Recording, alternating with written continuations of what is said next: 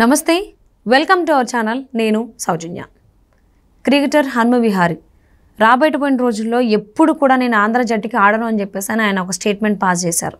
ఎందుకు అనంటే 17th player పృథ్వీరాజ్ని ఆయన జస్ట్ మందలించినందుకు అంతే. సో పృథ్వీరాజ్ ఒక కార్పొరేటర్ వైసీపీకి సంబంధించిన నాయకుడు అవ్వడం ఇది జరిగింది అన్నట్టుగా వార్తలు వినిపిస్తూ ఉన్నాయి. సో అంటే క్రికెట్లో కూడా మత రాజకీయాలు జరుగుతున్నాయా అంటే అవుననేటువంటి సమాధానం వినిపిస్తుంది. ఈ అంశానికి సంబంధించి మనతో మాట్లాడడానికి, వారి విశ్లేషణని మనతో పంచుకోవడానికి ఈరోజు మనతో పాటు ఉన్నారు సీనియర్ జర్నలిస్ట్ డివిఎస్ గారు ఉన్నారు. వారితో మాట్లాడదాం. నమస్తే అండి. నమస్తే. క్రికెట్ అందరికీ పిచ్చి ఉంటుంది. క్రికెట్ వస్తుందంటే అన్ని పనులు పక్కన పెట్టి క్రికెట్లోనే కూర్చుంటారు. ఇప్పుడు క్రికెటర్ టాపిక్ అవుతుంది. క్రికెటర్ హనుమ విహారీ రాబోయేటువంటి రోజుల్లో నేను ఆంధ్ర జట్టుకి ఆడను అని చెప్పేసి ఒక స్టేట్మెంట్ పాస్ చేశారు. సో ఎందుకు అనంటే ఏదో 17th ప్లేయర్ పృథ్వీరాజ్ ఆయన ఏదో చిన్నగా మందలించినందుకు. ఆయనేమో వైసీపీ కార్పొరేటర్ కొడుకంట.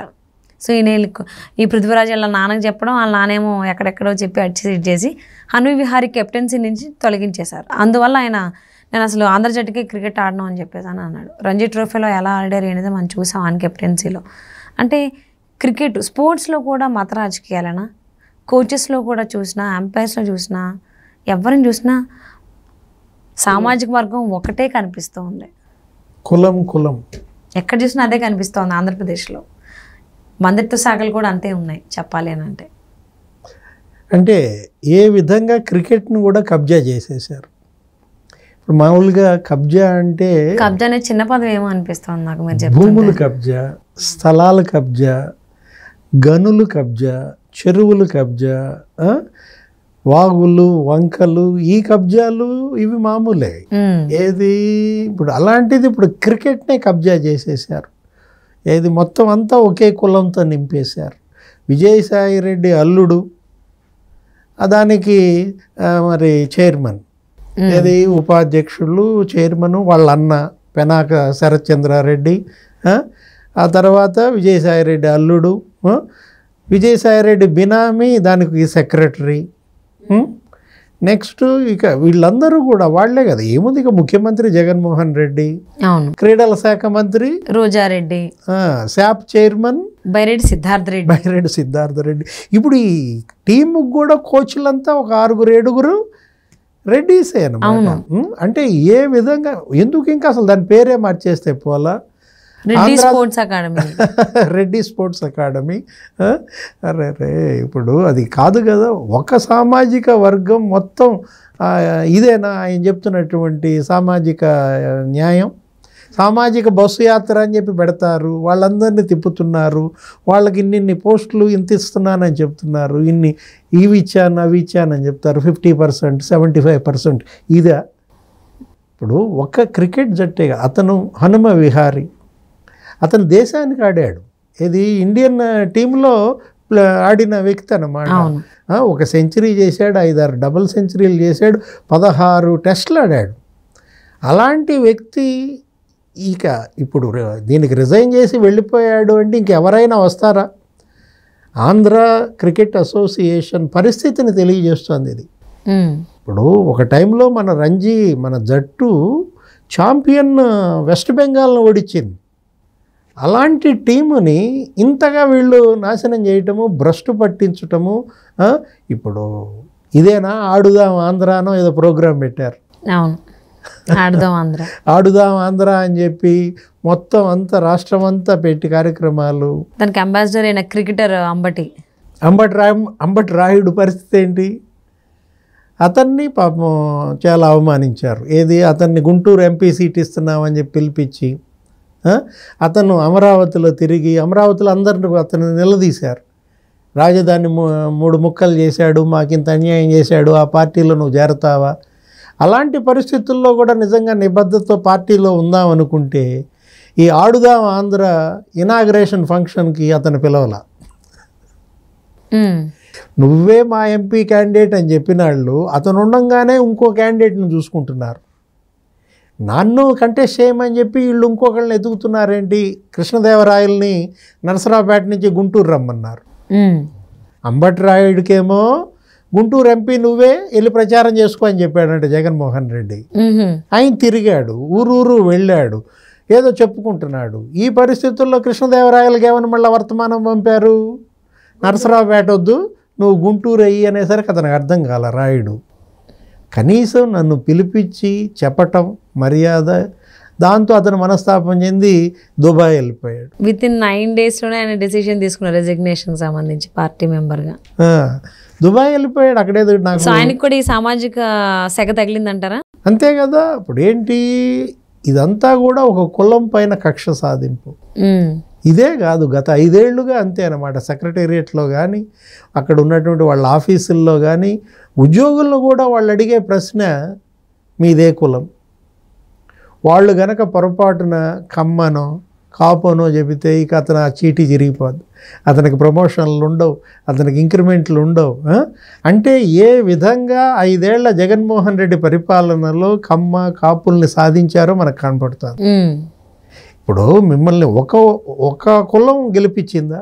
ఇప్పుడు ఒక వ్యక్తి గెలవాలంటే, ఎమ్మెల్యే గెలవాలన్నా, ఎంపీగా గెలవాలన్నా, ముఖ్యమంత్రి అవ్వాలన్నా, ఒక పార్టీ అధికారంలోకి రావాలన్నా ఒక కులంతో గెలుస్తారా? లేదు. అసలు వీళ్ళ ఓట్లు ఎన్ని ఉంటాయి? కమ్మకి ఎన్ని ఓట్లు ఉంటాయి? 3%. రెడ్లకి ఎన్ని ఓట్లు ఉంటాయి? 2%. 2%, 3%, 4% ఓట్ బ్యాంక్ ఉన్నటువంటి వాళ్ళు వీళ్ళు రాజ్యం వెళ్ళడం ఏంటి అనేది వాళ్ళ బలహీన వర్గాల్లో పెద్ద తిరుగుబాటు.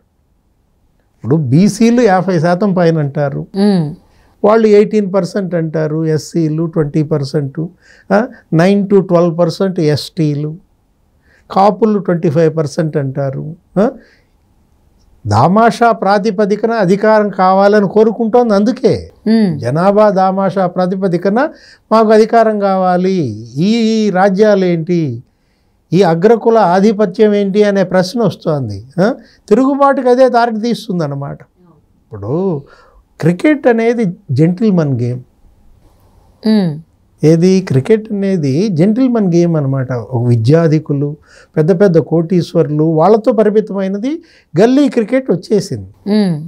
ఎప్పుడైతే వరల్డ్ కప్పు తర్వాత ఇక 2020 వన్డేలు, టెస్ట్ మ్యాచ్లు ఇలా వచ్చేసిన తర్వాత ప్రజల్లో కూడా క్రీడా స్ఫూర్తి పెరిగింది. తల్లిదండ్రులు కూడా పిల్లల్ని ప్రోత్సహిస్తున్నారు. ఎందుకని? వాళ్ళ కంటికి కనపడుతోంది. కేవలం ఎడ్యుకేషను, చదువులే వీళ్ళకి కూడు పెట్టడం కాదు, వీళ్ళు సెటిల్ అవ్వటం కాదు. క్రీడల్లో గనక చిన్నప్పటి నుంచి గనక పైకి తెస్తే, వాళ్ళని ఎంకరేజ్ చేస్తే, వాళ్ళకి చక్కటి శిక్షణ ఇస్తే సచిన్ టెండూల్కర్ లాగా తయారవుతారు, అజరుద్దీన్లు తయారవుతారు. ఇలా ఒక తల్లిదండ్రుల్లో మార్పు వచ్చింది, ఒక చక్కటి ఎన్విరాన్మెంట్ క్రియేట్ అయింది. ఇప్పుడు సింధు తెలుసు నీకు, పివి సింధు. వాళ్ళ తల్లిదండ్రులు ఇచ్చిన ప్రోత్సాహంతో ఇవాళ సింధు నీకు ఒలింపిక్ కొట్టే పరిస్థితికి వచ్చింది. ఇలా ప్రోత్సాహం ఇవ్వడం వల్ల ఎదిగే విధానం. చంద్రబాబు హయాంలో తెలుగుదేశం పార్టీ ప్రభుత్వం ఉన్నప్పుడు ఉమ్మడి రాష్ట్రంలో హైదరాబాదులో మొత్తం స్టేడియంలు కట్టారు. అక్కడ గోపీచంద్కి స్థలం ఇచ్చారు. ఏది ఆ గోపీచంద్, పుల్లెల గోపీచంద్ అకాడమీ అని ఒకటి పెట్టి అతను బాగా ఎంకరేజ్ చేసిన దాంట్లో అక్కడ తయారైనారే వీళ్ళంతా కూడా. ఈ నైనా అగర్వాల్, తర్వాత ఈ పివి సింధు, వీళ్ళందరూ కూడా అక్కడ ఎదిగి వచ్చారు. అలాంటిది మరి అజరుద్దీన్ వచ్చాడంటే హైదరాబాదులో ఇక్కడ ఉన్నటువంటి స్టేడియంస్ ఉపయోగించుకొని అతను ఒంటరిగా వెళ్ళి ఫీల్డింగ్ ప్రాక్టీస్ చేసేవాడు. ఇక్కడ ఇవాళ వరల్డ్ బెస్ట్ ఫీల్డర్ అనమాట అజరుద్దీన్. డెబట్ సెంచరీస్ వరుస పెట్టి 3 సెంచరీలు కొట్టాడు టెస్ట్ మ్యాచ్లో. ఫస్ట్ మ్యాచ్లో సెంచరీ, సెకండ్ మ్యాచ్లో సెంచరీ, థర్డ్ మ్యాచ్లో century. VVS Laxman Hyderabadi, very very special Laxman అంటారు. వివిఎస్ లక్ష్మణ్ అంటే నీకు అతను జనరల్గా ఆస్ట్రేలియా మీద ఎవరు ఆడలేరు. ఆస్ట్రేలియా ఫాస్ట్ బౌలింగ్ దెబ్బకి గవాస్కర్ కూడా వెస్టిండీసు అవి బాగా ఆడతాడు, కానీ ఆస్ట్రేలియా మీద అంత ఉండదు. అలాంటిది వివిఎస్ లక్ష్మణ్ ఆస్ట్రేలియా వస్తే చాలు దాని మీద సెంచరీ కొడతాడు, డబుల్ సెంచరీ కొడతాడు, 175 కొడతాడు. ఇలాంటి గొప్ప క్రీడాకారులు హైదరాబాద్ నుంచి వచ్చారంటే అప్పటి ప్రభుత్వం చంద్రబాబు ఇక్కడ క్రీడలకు ఇచ్చిన ప్రోత్సాహం. ఆఫ్రో ఏషియన్ గేమ్స్ పెట్టాడు. వాజ్పేయి ప్రధానమంత్రిగా ఉన్నప్పుడు హైదరాబాద్లో ఇక్కడ ఆఫ్రో ఏషియన్ గేమ్స్ అన్నమాట. ఒక టైంలో ఏషియాడ్. ఇక్కడ అప్పుడేం జరిగింది, ఈ ఉప్పల్ స్టేడియం, ఈ గచ్చిబౌలిలో బాలయోగి స్టేడియం, ఇవన్నీ వచ్చేసాయి. Kotla Vijayabhaskar Reddy indoor stadium, infrastructure develop అయింది. అవును. క్రీడలకి అంత ప్రోత్సాహం ప్రభుత్వం ఇచ్చినప్పుడు క్రీడాకారులు ఎదిగే విధానం మన కళ్ళ ముందు కనపడుతుంది. పివి సింధు తయారైందంటే, అలా చాలామంది ఉన్నారు. ఇప్పుడు ఆ టెన్నిస్ ఆడే ఆమె ఎవరు, సానియా మీర్జా, వీళ్ళందరూ ఎలా ఎదగగలిగారు? ఇక్కడ వాతావరణం, తల్లిదండ్రుల ప్రోత్సాహం, ప్రభుత్వ సహకారం. అవును. అలాంటిది రాష్ట్ర విభజన జరిగిన తర్వాత ఆంధ్రప్రదేశ్లో కూడా అలా క్రీడాకారులకు ప్రోత్సాహం ఇవ్వాల్సినటువంటి ముఖ్యమంత్రి జగన్మోహన్ రెడ్డి మొత్తం క్రికెట్ అసోసియేషన్ అంతా ఒకే సామాజిక వర్గంతో నింపేయటం. అంటే చుట్టుపక్కల అంతా కూడా ఆయనకు సంబంధించిన వాళ్ళే ఉంటే ఆయన ఏం చేసినా ఎవరు అడగరు కదా. బట్ క్రికెట్ విషయానికి వచ్చేస్తే అలా కాదు కాబట్టి అసలు కులాలు అక్కడ మ్యాటర్ కాదు, ఎలా ప్లే చేస్తున్నారు అనేది కావాలి. తిరుపతిలో అతను ఎవరు, 17th ప్లేయర్ నువ్వు చెప్పింది. అవును, పృథ్వీరాజ్. మామూలుగా క్రికెట్లో 12th ప్లేయర్ అంటే 11 మందే కదా ఆడేది. 12th ప్లేయర్ అని ఎవరిని అంటారు?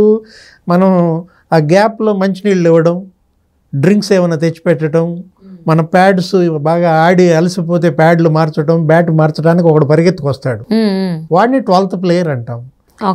ఇతనే ప్లేయరు, 17th ప్లేయర్. అతన్ని ఏదో కోప్పడ్డాడు, కోప్పడినంత మాత్రాన నువ్వు హనుమ విహారిని ఇలా అవమానిస్తారా? కెప్టెన్సీ నుంచి తీసేయడం అనేది చిన్న విషయం కాదు. వాడు తిరుపతిలో కార్పొరేటర్ కొడుకంట, వైసీపీ కార్పొరేటర్ నరసింహాచారి. వాడు వెంటనే వాళ్ళ నాన్నకి చెప్పాడన్నావు. వాళ్ళ నాన్న ఎవరికి చెప్పాడు? భూమన కరుణాకర్ రెడ్డికి చెప్పాడు, చెవిరెడ్డి భాస్కర్ రెడ్డికి చెప్పాడు. చిత్తూరు జిల్లా క్రికెట్ అసోసియేషన్ ప్రెసిడెంట్ ఎవరు? చెవిరెడ్డి భాస్కర్ రెడ్డి కొడుకంట, చెవిరెడ్డి మెహిత్ రెడ్డి. వెంటనే అతను బైరెడ్డి సిద్ధార్థ రెడ్డికి చెప్పాడా, రోజారెడ్డికి చెప్పాడా? ఇట్లా ఈ శరత్చంద్రారెడ్డి, విజయసాయి రెడ్డి అల్లుడు. మేబీ ఈయన కూడా రెడ్డి అయి ఉంటే హనుమ విహారీ అంతవరకు జరిగేది కాదేమో. వేరే సామాజిక వర్గం అవ్వడం, తనని కెప్టెన్సీ నుంచి తీసేశారు. సో అందుకోసమే ఆయన మళ్ళీ ఆంధ్ర జట్టుకి నేను ఆడనని చెప్పేసి ఆయన చెప్పడం జరిగింది. సో మళ్ళీ ఏమన్నా మార్పులు చేర్పులు అయిన తర్వాత హనుమ విహారీ మళ్ళీ క్రికెట్లోకి రావాలని కోరుకుందాం. చాలా ట్రాఫీలు తీసుకురావాలి, ఆడాలి, రన్స్ ఇవ్వాలి, చాలా. So hope for the best and thank you so much for spending your valuable time with us, DVS గారు. నమస్తే.